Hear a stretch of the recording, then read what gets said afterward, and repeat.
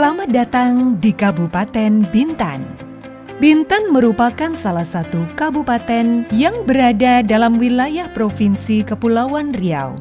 Kabupaten Bintan terus mengalami kemajuan yang signifikan dalam 3 sektor utama, yakni pariwisata, perindustrian, dan perdagangan, karena didukung dengan akses infrastruktur dan lokasi yang strategis. Pemerintah sadar akan besarnya potensi yang dimiliki oleh Kabupaten Bintan, sehingga ditetapkan sebagai kawasan perdagangan bebas dan pelabuhan bebas. Di daerah Bintan Utara, terdapat daerah wisata Lagoi yang merupakan kawasan wisata terpadu berkelas internasional. Kawasan ini menawarkan keindahan yang tak kalah dengan tujuan utama wisata Indonesia lainnya. Disinilah Anda akan memasuki sebuah peluang emas berinvestasi dengan beragam resort kelas dunia yang menawarkan berbagai fasilitas. Dalam hal industri, kawasan Bintan Industrial Estate atau BIE mampu menjadi daya tarik bagi para investor untuk menanamkan modalnya di kawasan bebas Bintan. Kawasan ini sudah memiliki fasilitas kepabeanan, imigrasi dan karantina, serta dinyatakan sebagai kawasan objek vital nasional. Selain itu, juga sudah memiliki terminal penumpang dan barang. Selanjutnya, pemerintah dan pihak swasta saling berkolaborasi untuk fokus pada pembangunan Bandara Internasional Bintan. Adanya Bandara Internasional ini diharapkan dapat mempercepat pertumbuhan investasi di kawasan bebas Bintan. Kabupaten Bintan memiliki pilot project, yaitu Bintan Penaga Bay atau kawasan wisata budaya Melayu dengan lahan seluas 1.571 hektar. Pemandangan menawan Gunung Bintan, hutan mangrove, dan laut yang tenang menjadi pilihan tujuan investasi terbaik di sini. Lewat slogan, "It's yours to build a bright future", Bintan Penaga Bay menawarkan konsep investasi masa depan yang sangat menguntungkan untuk Anda. Audio Jungle.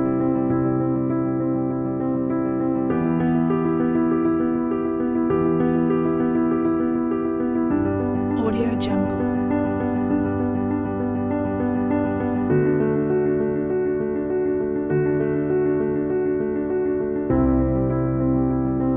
Audio Jungle.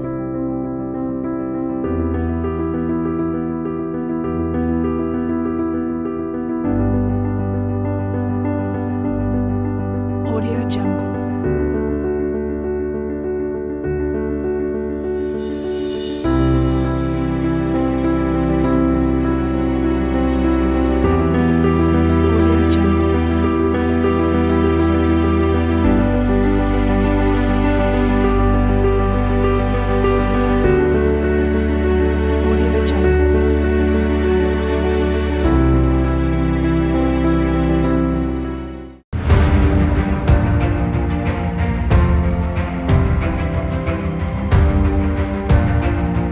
Audio Jungle.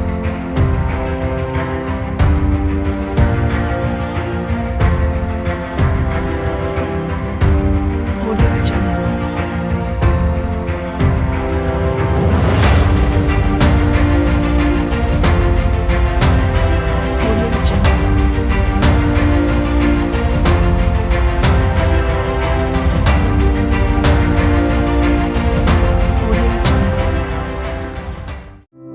Audio Jungle.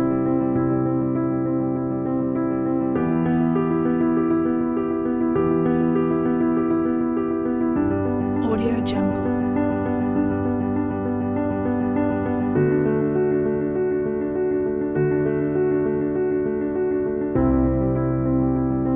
Audio Jungle.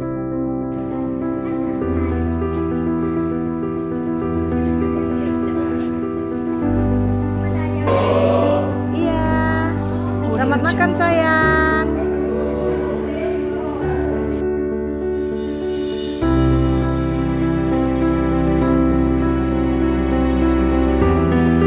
Audio Jungle.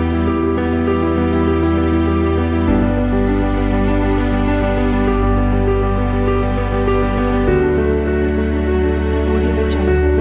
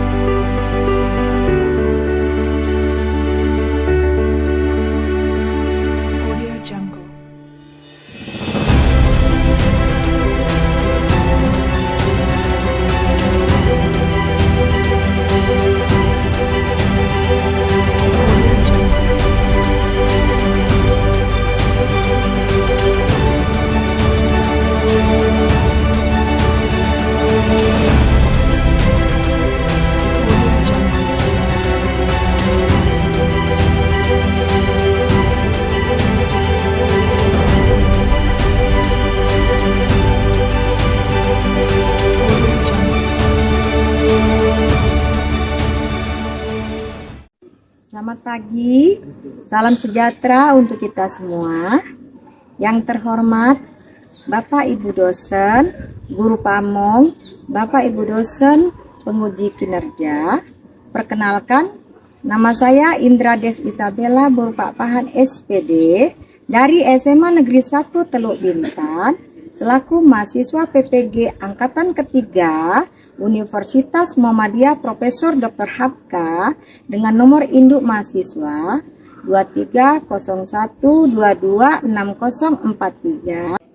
Pada hari ini, Senin, tanggal 4 Maret 2024, akan mengadakan praktik pembelajaran mapel ekonomi dengan materi perpajakan dalam pembangunan ekonomi pada kelas 11 IPS 1. Selamat menyaksikan. Setelah menjadi seorang guru, aku baru sadar bahwa hal yang tersulit bukannya memahami materi pembelajaran, melainkan mendidik akhlak peserta didik. Menjadi seorang guru tidaklah mudah ataupun gampang. Butuh kesabaran dan butuh keikhlasan. Butuh refleksi agar ada proses pembelajaran. Butuh tanggung jawab agar tetap dapat memberikan yang terbaik buat anak didik kita. Karena anak didik kita dapat merasakan ketulusan cinta kita. Selamat pagi anak-ibu semua. Pagi, Bu. Lebih semangat lagi, selamat pagi. Pagi, luar biasa. Sekali lagi, selamat pagi. Pagi, luar biasa. Apa kabar kamu hari ini? Baik, Bu. Sudah siap untuk belajar? Siap, Bu. Baik sayang ya. Sebelum kita mulai pembelajaran kita, coba diperiksa masing-masing lakinya apakah masih ada sampah atau tidak. Kalau ada, silakan dikemas ya sayang. Sudah bersih semua? Sudah. Ya, terima kasih. Sebelum memulai pembelajaran, tolong disiapkan dulu Raffi. Ya, berdoa mulai.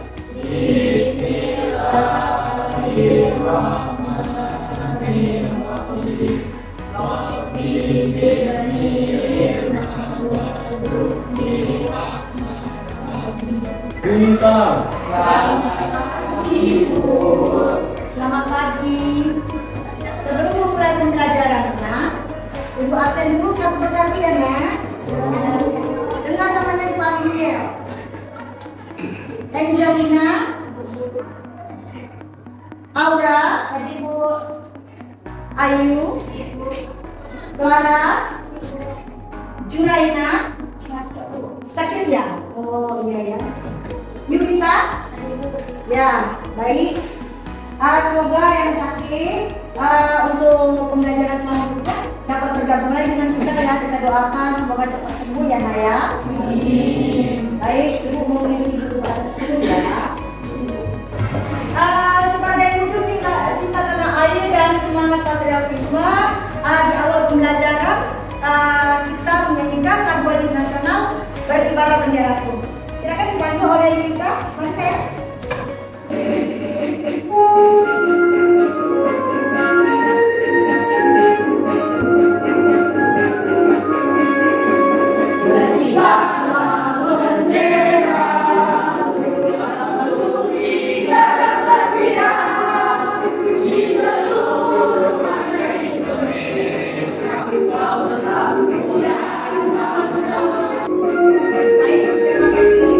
Sepertinya masih kurang semangat ya.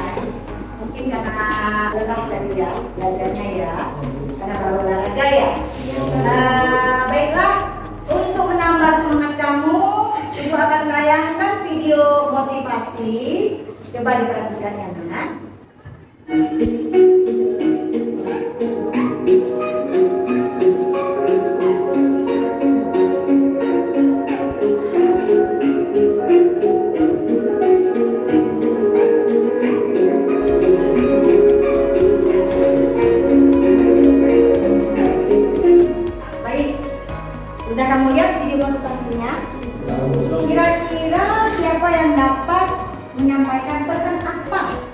yang dapat kamu petik dari video motivasi yang mau kita saksikan. Ya, silakan Clara. Aku berusaha walaupun pada istri merasakan kegagalan, tapi memang kegagalan itu adalah pelajaran terpenting dalam hidup. Ya, ada lagi? Tidak? Baiklah. Jadi intinya ya hampir semua ya manusia itu tidak luput dari kegagalan. Kegagalan itu adalah keberhasilan yang tertunda. Ya, jadi ketika kamu gagal atau jatuh, naik lagi, jatuh, naik lagi, nah kamu semakin memacu, semakin dipacu segala sesuatunya. Jangan langsung menyerah. Tidak ada kata menyerah dalam kamus kita kalau mau menjadi sukses. Oke nak? Aku mau bertanya, apa materi kita minggu lalu? Ada yang masih ingat tentang apa? Ya silakan saya. APBN dan APBD. Iya, APBN dan APBD. Nah, siapa yang masih ingat juga? Apa APBN dan APBD itu? Ya, listi kembali. Ya, Anggaran APBN coba berdiri sayangku. APBN sendiri itu singkatan dari anggaran pendapatan dan belanja negara, sedangkan APBD itu anggaran pendapatan dan belanja daerah.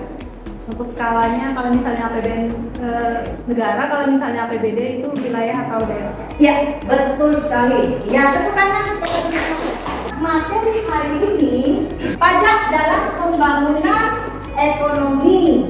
Apa kaitannya materi kita minggu lalu APBN APBD dengan pajak? Ada yang bisa paham? Ada yang bisa menjawab? Iya saya. Listi kembali. Materi APBN dan APBD karena pajak sendiri adalah salah satu sumber pemasukan untuk APBN dan APBD. Ya, bagus sekali, tepuk tangan. Wah, luar biasa ya.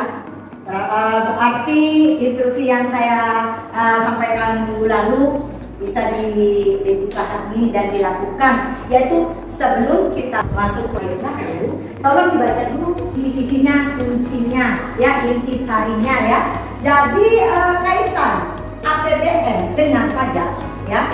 Jadi intinya sumber penerimaan negara terbesar itu berasal dari pajak.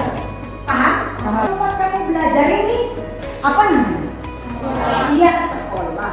Kamu tadi jalan ke sekolah, yang kamu lalui itu apa? Jalan raya. Iya, jalan raya. Kalau kamu beribadah, kamu pergi kemana? Sholat. Iya, ke masjid. Kalau sholat di sekolah, di musola, ya nak ya. Nah, semua itu tempat bangunan itu semua ya, tempat-tempat umum ya, itu semua sumber pendapatannya itu adalah dari dana pajak yang dikumpulkan sampai sedemikian rupa dikelola oleh pemerintah. Padahal di situ sebenarnya kita sudah kena pajak. Sama dengan ibu ASN ya, aparatur sipil negara. Nah, kami gaji kami itu sudah kena PPH, pajak penghasilan. Kalau tadi yang di supermarket atau di regis tadi itu pajak pertambahan. Sebelumnya ya, Ibu akan sampaikan peraturan kelas seperti biasa ya. Yang pertama, simak guru dan teman yang berbicara. Kemudian yang kedua, angkat tangan jika ingin bertanya. Nah, hari ini penilaian yang dilakukan masih sama seperti biasa, pretest atau untuk pengetahuannya pretest ya. Tes exam seperti tadi itu ada penilaian sendiri. Jadi sudah terkata siapa-siapa yang baru mengikuti itu ada nilai lebihnya. Yang kedua, proses evaluasi dengan menggunakan berpol ya. Kemudian penilaian keterampilan, penilaian kinerja, diskusi kelompok nantinya ketika kamu membahas ya kan, ya. Kemudian di sini ada tujuan pembelajaran. Kita belajar tentang pajak dalam pembangunan ekonomi. Ada 4 tujuan pembelajaran yang akan kita capai.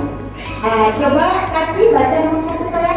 1. Melalui pengamatan video untuk baca strategi mampu menganalisis pekerjaan pajak penunjukan.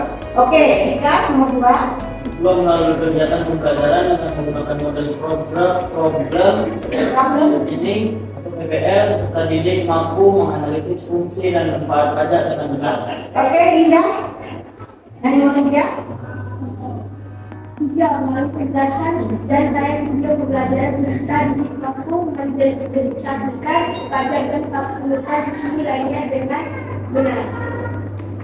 Yang keempat terakhir, Ayla, silakan. Melalui diskusi kelompok dalam pemecahan kasus yang ada di LKPD, peserta didik mampu menyajikan dan mempresentasikan hasil analisis pengertian dan fungsi pajak serta mendiferensiasikan pajak dan pungutan resmi lainnya. Baik. Kemudian, nah di sini nanti yang akan kita pelajari materinya tentang pengertian pajak, fungsi dan manfaat pajak, kemudian pungutan resmi lainnya yang saya sebutkan tadi ya. Kemudian tugas hari ini nanti ada LKPD, nah kamu mendiskusikan dengan kelompok tentang masalah yang ada di sana ya. Nomor 2, tuliskan laporan hasil diskusi kelompok yang telah diperoleh ke dalam LKPD. Masing-masing satu aja ya, nah, yang dikirim ke itu ya. Kemudian nomor 3, kamu presentasikan hasil diskusi ke depan kelas. Baiklah, Ibu akan menjelaskan sedikit lagi sebelum Ibu paparkan materinya. Ya, tadi kan dikatakan pajak itu sumber penerimaan APBN dan APBD ya. Itu iuran resmi yang wajib apa? Dibayarkan oleh wajib pajak kepada siapa? Kepada negara ya. Nah, imbalannya tidak kita terima secara langsung. Paham? Nah, baiklah. Untuk lebih detailnya, mari kita lihat tayangan berikut ini ya.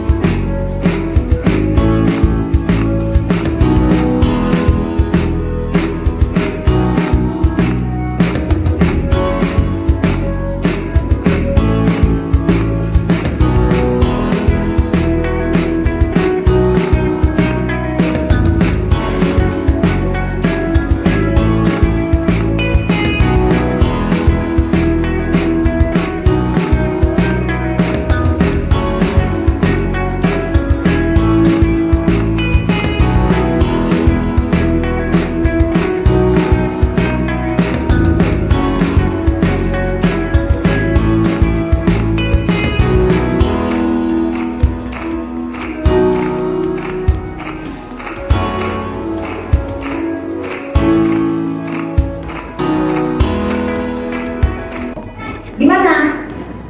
Sudah disaksikan? Sudah dipahami? Sudah mengerti? Ada pertanyaan nggak sampai sini? Biaya keluar masuk. Kalau biaya keluar masuk itu berarti antar negara atau daerah? Antar negara atau antar daerah? Iya, soalnya Ayla pernah kena bea cukai gitu. Pas dari Ayla bawa barang dari Singapura, itu Ayla bawa masuk dia kena bea cukai. Itu termasuk gitu nggak? Dari Singapura? Iya. Itu termasuk wajib. Karena apa? Itu udah peraturan yang dikenakan di situ. Jadi kalau sanksinya, ya bukan sanksi hukum kamu penjara atau bagaimana. Sanksinya kalau kamu nggak mau bayar, barang kamu tidak boleh masuk seperti itu. Paham? Itu yang sering terjadi di pelabuhan atau di bandara. Sering sekali terjadi seperti itu. Kayaknya sudah paham semua ya. Langsung saja Ibu akan share, Ibu akan bagikan.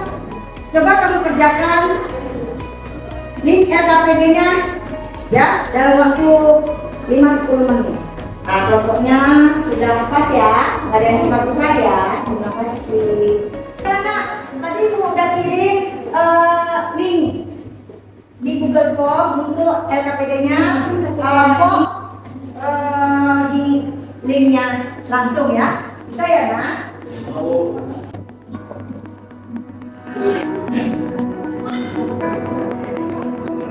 Bisa buka semua?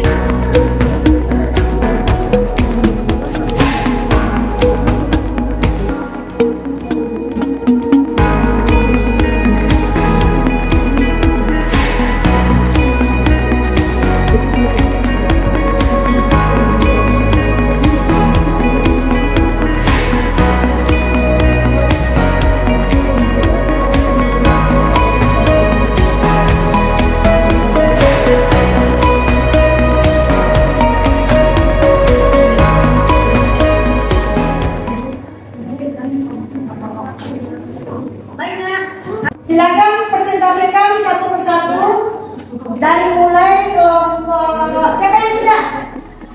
Kelompok mana yang sudah? Ya, silakan. Assalamualaikum warahmatullahi wabarakatuh. Waalaikumsalam warahmatullahi wabarakatuh. Kami dari kelompok 2 ingin mempresentasikan hasil kerja kelompok kami yang akan diteruskan oleh Clara. Hasil diskusi dari kelompok kami dari LKPD nomor 1 yaitu keluarga Pak Jo mendirikan sebuah objek wisata di Puncak dengan mengendarai mobil pribadi. Masuk selain itu, Pak Jo membayar partisipasi mobil. Berdasarkan ilustrasi di atas, analisislah soal cerita di atas. Pungutan apa yang dibayar Pak Jo? Pungutan yang dibayar Pak Jo adalah pungutan retribusi. Kenapa? Karena pengertian dari retribusi itu sendiri adalah pungutan daerah yang dikenakan kepada masyarakat atas pemakaian fasilitas yang disediakan negara atau pemerintah. Jelas tadi di soal bahwa Pak Jo menggunakan jalan tol dan juga Pak Jo ingin masuk ke objek wisata. Ya, terima kasih. Berarti pungutannya ada berapa? Ada 2 ya? Oke, silakan duduk. Sambil menunggu jawaban pertanyaan dari temannya. Ada yang mau ditanyakan? Sudah oke ya? Oke. Siapa lagi yang mau tampil? Nah, Aisyah, silakan. Assalamualaikum warahmatullahi wabarakatuh. Waalaikumsalam warahmatullahi wabarakatuh. Kami akan menampilkan hasil diskusi kami yang akan dibacakan oleh Indah. Katanya membayar objek wisata kan jika jalan tol itu penggunaan daerah, maka kami menganggap bahwa itu adalah penggunaan retribusi. Kemudian nomor 2 adalah sebuah negara mengalami gejolak ekonomi yang signifikan, termasuk tingginya tingkat inflasi, deflasi dan fluktuasi nilai tukar mata uang. Analisa fungsi stabilitas pemerintah agar dapat membantu mengatasi tantangan ini. Nah, jadi fungsi stabilitas kita tahu bahwa stabilitas itu adalah untuk menstabilkan perekonomian negara kita. Jadi fungsi stabilitas adalah kekuatan pemerintah untuk menaikkan harga suatu barang sehingga inflasi dapat terkendali. Itu untuk kelompok kami. Ya, tepuk tangan kepada kelompok kita. Silakan duduk. Ada pertanyaan? Tidak. Kelompok isi? Oke. Yang nomor 1, kalau misalnya nomor 1 seperti pendapat kelompok lain, ya benar. Jadi jawaban itu adalah terkait dengan retribusi, karena seperti tempat wisata, tempat parkir, bayar parkir, terus jalan tol itu semua adalah fasilitas daerah. Yang dimana itu dinaungi oleh daerah, yang berarti kita harus membayar itu nanti untuk daerah, karena itu sifatnya adalah retribusi. Retribusi itu dijalankan oleh daerah. Untuk nomor 2, jadi untuk mengatasi masalahnya itu yang pertama itu kebijakan moneter. Kalau misalnya inflasi udah jelas, jadi kalau misalnya inflasi bank sentral itu adalah yang harus mengatur keluar masuknya uang. Lalu yang kedua itu kebijakan fiskal. Pemerintah dapat menggunakan kebijakan fiskal seperti pengeluaran pemerintah dan pajak untuk mempengaruhi tingkat aktivitas ekonomi. Lalu yang ketiga, reformasi struktural. Indonesia mengalami gejolak ekonomi yang benar-benar itu tahun 98. Mungkin itu pemerintah bisa memberi bantuan seperti kayak bantuan bansos, kayak waktu pandemi corona, terus PKH. Itu adalah salah satu upaya pemerintah untuk menanggulangi keluarga, terutama keluarga menengah ke bawah yang sangat terkena dampak dari tidak stabilnya perekonomian sebuah negara. Terima kasih. Ya, mantap sekali. Buat kelompok 3 terakhir, silakan. Assalamualaikum warahmatullahi wabarakatuh. Kami akan mempresentasikan hasil kerja kelompok kami akan dibacakan oleh Putra. Silakan. Itu membayar beberapa pungutan dalam perjalanannya, yaitu mengikuti tiket tol atau karcis masuk objek wisata dan karcis parkir mobil. Jawaban nomor 2, ekonomi dan pembangunan fondasi ekonomi yang tidak stabil. Sekian, terima kasih. Ya, beri tepuk tangan. Ada yang mau ditanyakan untuk kelompok 3? Oke, silakan berdiri saya. Saya dari kelompok 2 yang bertanya dari paparan yang telah disampaikan oleh kelompok 3 masih kurang jelas bagaimana fungsi stabilitas untuk mengatasi tingginya tingkat inflasi, deflasi, dan fluktuasi. Terima kasih kepada semua telah bertanya gimana cara mengatasi inflasi. Juga menurut kelompok kami, cara mengatasi inflasi itu dengan mengurangi pengeluaran pemerintah, meningkatkan tarif pajak, serta melakukan pinjaman. Itu saja, terima kasih. Ya, baiklah. Tidak ada lagi yang mau menambahkan, itu saja ya. Saya akan analisis hasil diskusi kalian semua. Sebelumnya tepuk tangan buat semua kelompok. Oke, cepat dan tepat ya. Soal yang pertama ya, sebuah negara mengalami gejolak ekonomi yang signifikan, termasuk tingginya tingkat inflasi, deflasi, dan fluktuasi nilai tukar mata uang. Jelaskan bagaimana fungsi stabilitas pemerintah dalam membantu mengatasi tantangan ini. Ya, seperti yang disampaikan oleh kelompok 3 tadi, yaitu tapi cara mengatasi inflasinya, ya pemerintah mengurangi belanja negara, kemudian menaikkan suku bunga dan menaikkan pajak. Nah, itu inflasi. Kalau inflasi sebaiknya menurunkan pajak, ya, dan menurunkan suku bunga. Sementara ya kalau yang ketiga yaitu fluktuasi. Apa itu fluktuasi? Ya, nilai tukar mata uang valuta asing, ya. Jadi bagaimana intervensi pemerintah dalam pasar valuta asing itu? Pemerintah membantu dalam pasar valuta asing untuk apa? Untuk menjaga stabilitas nilai tukar mata uang, ya, supaya bisa nilai tukar mata uang itu tetap stabil. Untuk penting bagi perdagangan internasional dan stabilitas ekonomi. Oke? Hasil kesimpulan yang ada di RKPD kalian ya, sudah Ibu simpulkan. Sampai di sini ada yang masih kurang paham? Tidak, sudah jelas semua? Ya, Ibu beri aplaus kepada semuanya. Betul-betul excellent pada pagi hari ini, ya. Nah, untuk lebihnya sebelum Ibu berikan proses, kita lihat dulu ice breaking. Ibu akan kasih ice breakingnya. Semua berdiri. Semua berdiri keluar dari kursi. Keluar dari kursi.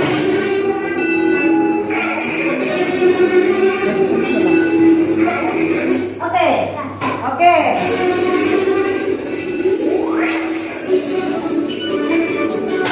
Nanti berganti ya.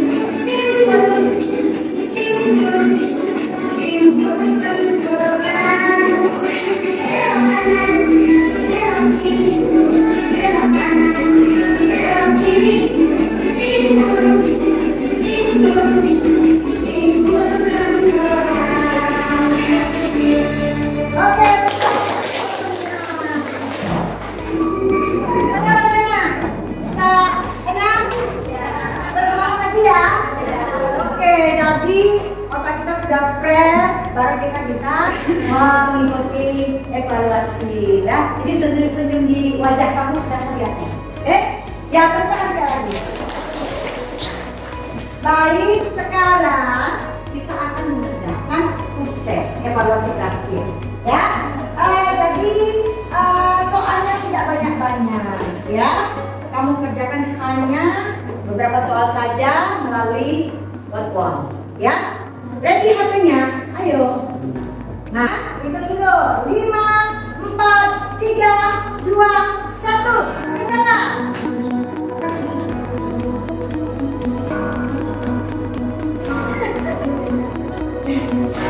Oke, siapa yang beruntung untuk hari ini? Apa yang saya langsung di tayangan yang itu sampaikan ya. Juara pertama, maju ke depan. Ayla, silakan. Oke, nah Aura karena 2 kali masuk, tidak ini ya. Indah, silakan. Sama Raffi, silakan maju ke depan. Oke, Indah ya. Oke, ini sayang. Semangat lagi ya. Nih, kaki jari 3 ya. Oke, selamat ya. Kita sampai di penghujung pembelajaran kita untuk menarik kesimpulan dari awal pembelajaran kita sampai akhir. Siapa yang bisa membuat kesimpulannya? Siapa yang bisa? Rizky, silakan.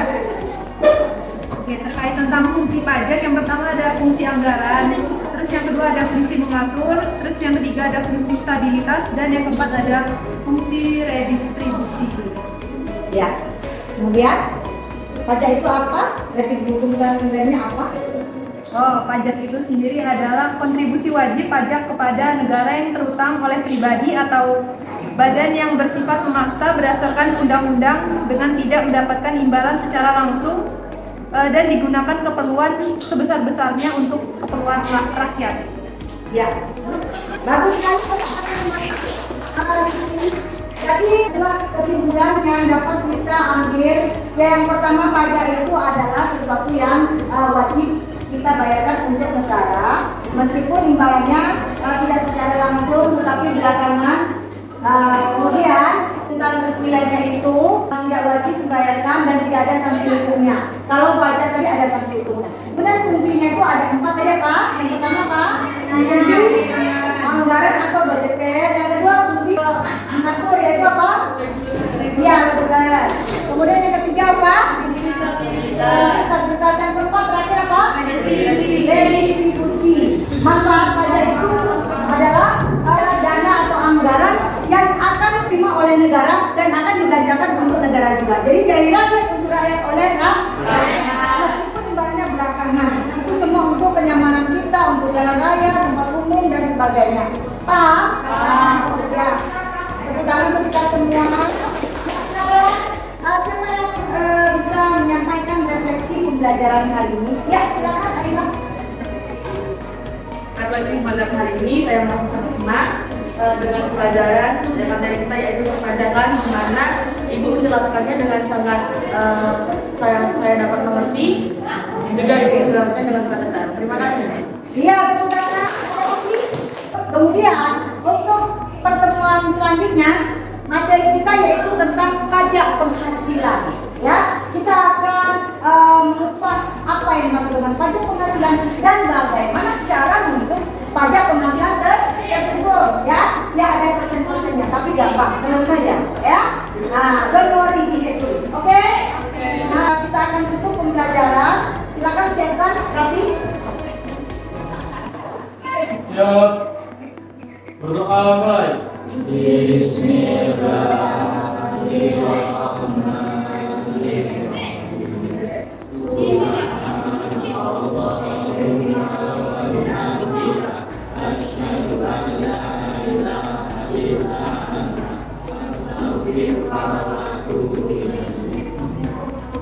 Salam.